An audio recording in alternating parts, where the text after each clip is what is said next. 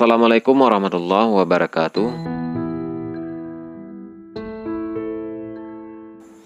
Rabi'ah Al-Adawiyah adalah sedikit dari ulama sufi perempuan yang sangat disegani dalam sejarah peradaban Islam. Pemikiran dan perilaku spiritualnya terus dikaji hingga hari ini. Berbagai macam kisah hidupnya pun sudah banyak dikupas dan ditulis dalam banyak buku, termasuk soal ajaran cinta. Selain Jalaluddin Ar-Rumi, Rabi'ah Al-Adawiyah adalah seorang sufi yang mengusung mazhab cinta. Cintanya kepada Allah begitu dalam dan kuat, sehingga ia tidak mampu mencintai yang lainnya karena cintanya hanya untuk Allah. Rabi'ah menyembah Allah Subhanahu wa Ta'ala dengan dasar cinta, bukan karena takut ataupun berharap sebagaimana kebanyakan orang. Karena saking cintanya kepada Allah, Rabi'ah Al-Adawiyah pernah berujar bahwa ia tidak mendambakan surga dan pula tidak takut kalau dimasukkan ke dalam neraka. Rabi'ah dikenal sebagai hamba yang sangat patuh dan taat kepada Allah. Bahkan, setiap hembusan nafasnya selalu diiringi dengan zikir kepada Allah. Dalam urusan beribadah kepada Allah, beliau adalah orang yang sangat istiqamah. Ketaatan yang begitu tinggi kepada Allah membuatnya dikenal sebagai wali Allah. Memang ada ungkapan bahwa hanya wali Allah yang mengetahui wali Allah lainnya, yakni la ya'riful wali illa wali. Akan tetapi sebagaimana yang dikemukakan Syekh Zarruq, setidaknya ada 3 sifat yang dimiliki seorang wali, yakni mengutamakan Allah, hatinya berpaling dari makhluknya Allah, dan berpegang teguh pada syariat Nabi Muhammad SAW dengan benar. Jika merujuk pada indikator ini, maka Rabi'ah Al-Adawiyah adalah memang seorang wali Allah. Selain ketiga tanda tersebut, seorang wali Allah biasanya memiliki karamah dalam hal ini. Rabi'ah juga memiliki cerita dan kisah yang menggambarkan karamahnya. Yang pertama, ketika Rabi'ah sedang jalan-jalan di sebuah pegunungan, ada banyak binatang buas yang mendekatinya. Yang anehnya, binatang-binatang tersebut tidak menyerang Rabi'ah dan sangat jinak kepadanya, bahkan mereka bermain bersama Rabi'ah. Tiba-tiba, Hasan Al-Basri muncul dan mendekati Rabi'ah. Seketika binatang-binatang buas tersebut menampakkan wajah buasnya dan pergi meninggalkan Hasan Al-Basri. Yang kedua, suatu hari, Rabi'ah Al-Adawiyah melakukan perjalanan haji ke Baitullah Mekah dengan menaiki unta.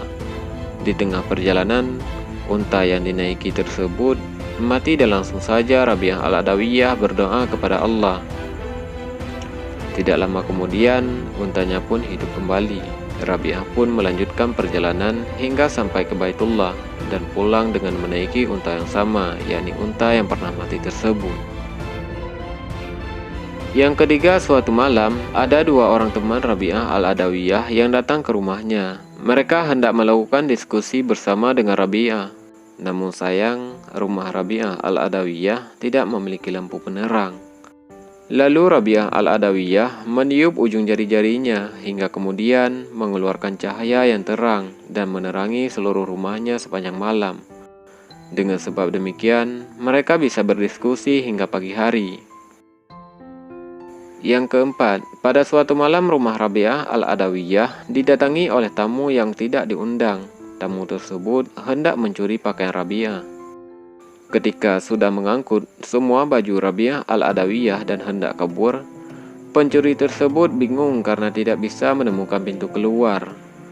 Namun ketika sang pencuri meletakkan barang curiannya tersebut, ia menemukan ada pintu keluar. Sang pencuri mengulang perbuatannya itu, mengambil dan meletakkan barang Rabi'ah sebanyak 7 kali. Hingga akhirnya sang pencuri mendengar ada hatif, yakni suara tanpa rupa yang mengatakan, "Wahai manusia, jangan engkau persulit dirimu sendiri. Perempuan ini telah mempercayakan dirinya kepada kami selama bertahun-tahun. Setan pun tidak berani mendekatinya." Ketika si pencuri mendengar suara itu, langsung lari terbirit-birit tanpa membawa secuil barang pun dari rumah Rabi'ah Al-Adawiyah. Yang kelima, suatu hari, Hasan Al-Basri mengajak Rabi'ah Al-Adawiyah untuk salat di atas air. Rabi'ah pun merespon ajakan Hasan itu dengan sebuah jawaban yang ketus. Bagi Rabi'ah, Tidak perlu menunjukkan kemampuan spiritual untuk mencari kepopuleran duniawi. Tidak hanya itu, Rabi'ah kemudian melemparkan sajadahnya dan terbang di atasnya. Beliau mengajak Hasan al-Basri untuk naik ke atas bersamanya, sehingga lebih banyak orang yang mengetahuinya daripada hanya sekedar salat di atas air.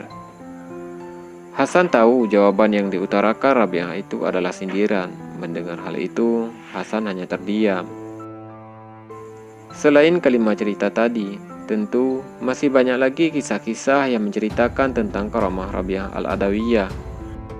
Namun, satu yang perlu kita ketahui, bahwa karamah yang diberikan kepada Rabi'ah al-Adawiyah adalah tanda Allah memberkahinya.